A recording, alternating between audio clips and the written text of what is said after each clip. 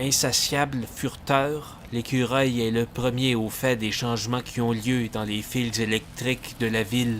Depuis quelque temps, ce qui les attire le plus auprès des champs électromagnétiques de l'électricité, c'est l'autoroute de l'information, un nouvel Internet à fibre optique qui est installé ces dernières années par Bell. Les écureuils en raffolent. Leur but ultime est d'en savourer la douce lumière invisible, mais pour y arriver, il leur faut gruger à travers un cylindre en plastique très coriace. C'est que les compagnies de télécommunications sont pas folles.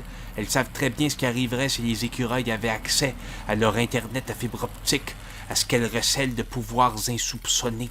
C'est dans les fils électriques que l'écureuil se nettoie en prenant un agressif bain d'électrons libres dans le rayonnement des ondes. Ses petites dents et ses petites griffes toutes mignonnes et sa belle queue bouffante se chargent d'énergie à haute fréquence. N'est pas étranger au fait que les écureuils en zone urbaine sont en train de devenir des mutants à l'instinct chaotique toujours plus fort et énergique.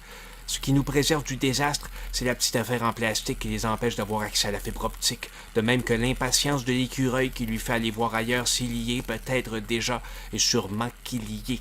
L'ubiquité des écureuils est un phénomène inquiétant, encore bien trop méconnu.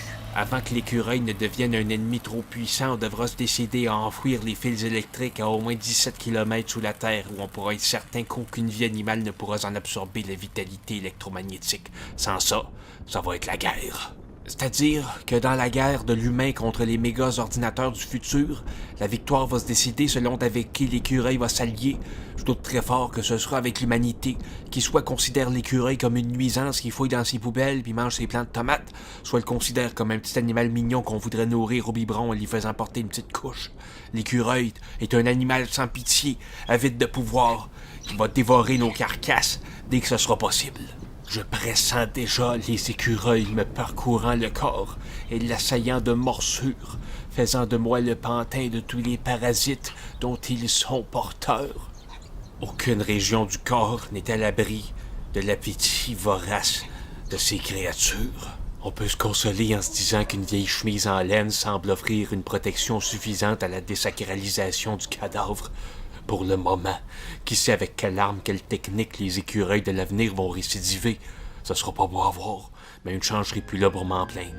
Je vais être mort enterré sous 17 km de boîte avec les fils électriques, j'ose espérer.